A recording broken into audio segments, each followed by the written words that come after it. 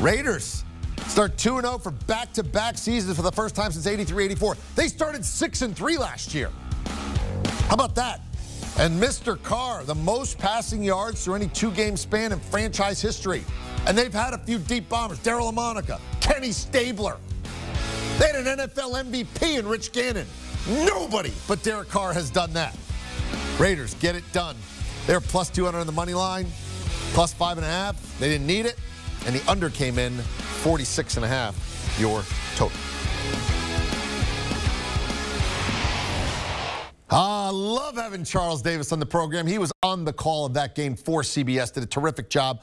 Let's start with the winners. Look, Vegas, they're 2-0 again. They were 6-3 last year and then sort of limped to the finish. They seem to be off to another good start.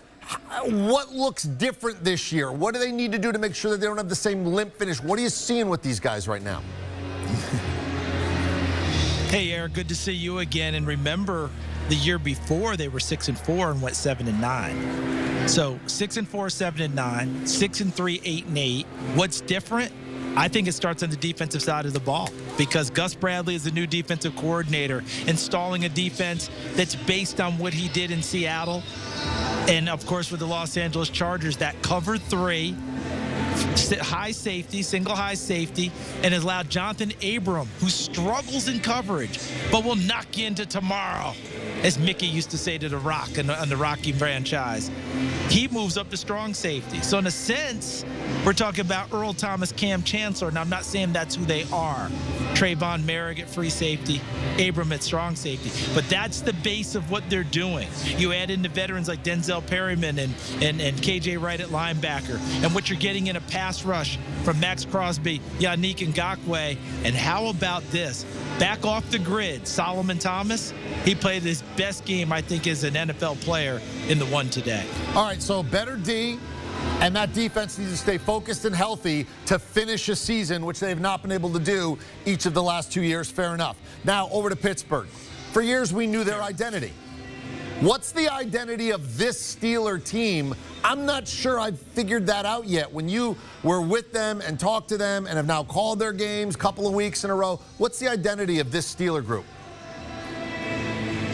I think it's an excellent question, Eric, and I don't think they have it yet. And I think that what you pointed out is perfectly on target, meaning for our formative years, for many of our years, the Steelers' identity was very simple. We knew what it was. They'd run the football and beat you up. Terry Bradshaw and crew would bomb it over the top. The defense was phenomenal. And even in the Mike Tomlin years, they could run the football with effectiveness. They knew how to throw it with Ben, of course, but they had that toughness on offense. The toughness, of course, was always there on defense. Well, the toughness hasn't gone away. If Mike Tomlin's coaching your team, you're going to be tough. But they haven't run the ball with any consistency for years now. Amy Trask pointed that out last week. It wasn't just last year. It's been for 3 years now they haven't been able to run the football. And it's a young offensive line still trying to coalesce. Matt Canada is the offensive coordinator. He wants to run the ball, but this offensive line can't do it yet, so they have to rely on Ben Roethlisberger. So identity remains to be seen as far as I'm concerned. Defense has one. Offense, they still have to figure it out. But for right now, the offense still revolves around Ben Roethlisberger trying to hit those receivers in open space. And what about Ben Roethlisberger holding up for 17 games and that pass holding up for 17 games with that offensive line? I mean, when you look at that team, is the offensive line sort of as challenged as we were led to believe coming in, or having seen them both weeks, do you feel like this is a group that can gel and actually improve as we go? Oh, I think they have potential, Eric, but until they get it done, what did they teach us when we were kids? Potential is a fancy French word, means you haven't done anything yet. Okay, so he's got to get that, but they've got to take care of that. I like what I've seen out of Kendrick Green. I like what I've seen out of Dan Moore, meaning the left tackle from Texas A&M Moore, Kendrick Green, the center out of Illinois, both rookies. Kevin Dotson, I love as a road grader, the second-year guard. Trey Turner got kicked out today, and we know what his game is based on. He's one of those APMs at the airport, an automated people mover. But they haven't gelled yet. They haven't come together and gotten it done. So I know where they want to get. But how do they do it, achieve that, and win ball games? That's the challenge for Matt Canada and his offensive staff, the challenge for Ben Roethlisberger. I don't worry about Ben hanging in there. He's one of the tougher guys we know. He took a lot of shots today. But they've got to be able to run the ball with more consistency and take some of that pressure off of him and, of course, the passing game. Excellent analysis. It's always a pleasure to have you on the program. Thank you very much, Charles. Thank you, Eric. Take care.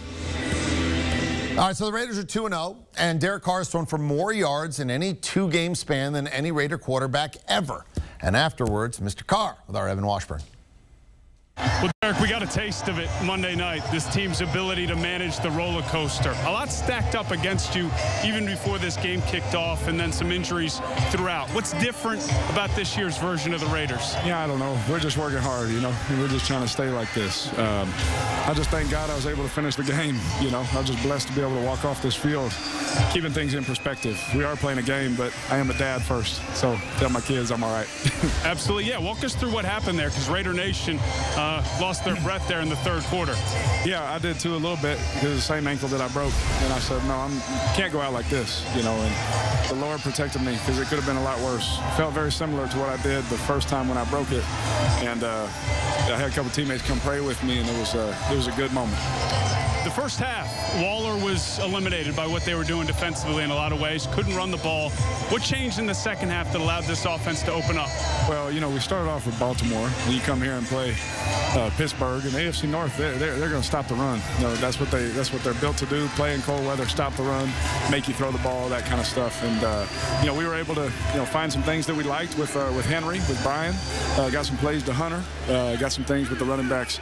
And that's what's great about this team is we're very unselfish. Our best player in Waller, he doesn't care if he touches the ball. He just wants to win. And you see that unselfishness, you know, him ice the game for us. It's pretty cool.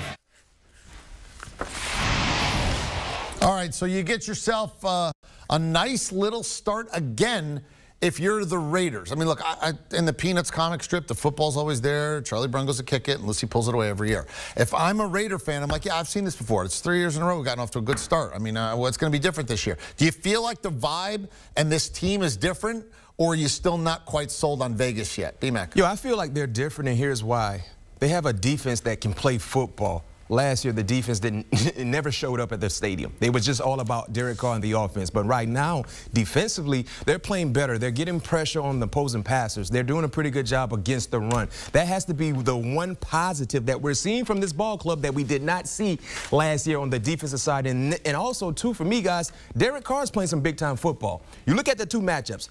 At home against the Baltimore Ravens. You can say whatever you want to say about the injuries they have sustained on the defensive side. Derek Carr played big-time football on a night where they needed him to show up. Then on the road from the West Coast to the East Coast against the Pittsburgh Steelers. Granted, they had some injuries coming into this ball game. No Joe Hayden, no Bush, but he played outstanding football once again. Almost 400 yards and 2 touchdowns. Extremely efficient. So what I'm seeing from this group compared to last year, JJ, they have an identity, especially on the defensive side. Last year, they had no identity at all. Yeah, the defense has come along, and there's no doubt about it, and they played even better. The rush defense played even better, looking at what they were able to do, holding Najee Harris to just 10 rushes for 38 yards. I thought that Najee was going to have a little bit more this week coming off last week. Surprised by his low output. When you look at Derek Carr, I think you touched on it, B-Mac. The fact is he spread the football around. 7 Raiders had at least 2 catches today. Now, he targeted 8 guys, but 7 had at least 2 catches. So he was spreading the football. And feel like that was the case Monday night when it was the Darren Waller show. Yeah, when Darren Waller had 19 targets, the most in week 1. And, you know, Darren Waller was the second most targeted guy today for the Raiders. And it was the Henry Ruggs show with that deep throw that really sealed it there for the Raiders. But I very much like what the Raiders are doing. They are going to have to establish a run game, though. Their leading rusher, Peyton Barber, with just 32 rushing yards on 13 attempts. I know Josh Jacobs was out, but eventually you're going to have to establish a little. We've talked about it with the Pittsburgh Steelers for years now. Yep. You're going to have to do it if you're going to win consistently. All right, I'm going to ask you the same question I asked Charles Davis, and that is, what's the identity of the Pittsburgh Steelers right now? I mean, for years I knew what it was. I'm not sure I know what the identity is. Maybe I don't have to know after 2 weeks, but what is the identity of Pittsburgh Steelers? They have none, EK. I think they're still trying to figure it out. Remember, this is a revamped offensive line unit compared to what we've seen over the last few years, and they're still having some issues. I mean, Najee, JJ talked about his inability to really do positive things, only 38 yards on 10 attempts. They're not opening running lanes for the running backs, and then offensively, it's all about Big Ben right now and his pass catchers. Until they can kind of establish the line of scrimmage, they're going to be Big Ben will be called upon to win ball games for them offensively. And then defensively, I didn't expect to see the same energy and consistency because no Joe Hayden in the secondary, no Devin Bush Jr. at the linebacker in the linebacker unit in the second level. So there was going to be a drop-off in the secondary, and we saw that. Henry Ruggs got behind the coverage a lot. One would think if Joe Hayden was in the lineup, we would have seen more consistent coverage from the secondary guys, but offensively, that is the bigger concern with the Pittsburgh Steelers. We still don't know what their identity is